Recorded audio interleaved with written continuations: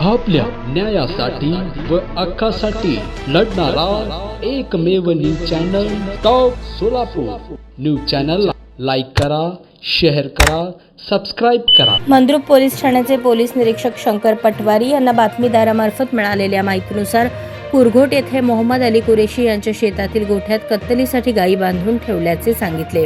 Police उपनिरीक्षक राजकुमार Dange, PSI Kadam, बापू शिंदे, संदीप काळे, ज्ञानेश्वर भोसले व शिवणे major सागर चव्हाण यांचे पथक तयार करून छापा टाकला असता आरोपींनी त्यांच्या शेतात गोठ्यात 6 गायी कत्तलीसाठी आणल्याचे दिसून आले। या पथकाने तात्काळ कारवाई करून गायींची सुटका केली व त्यांना देखभाल व सुरक्षिततेसाठी अहिंसा गोशाळा येथे वैद्यकीय तपासणी करून जमा केले।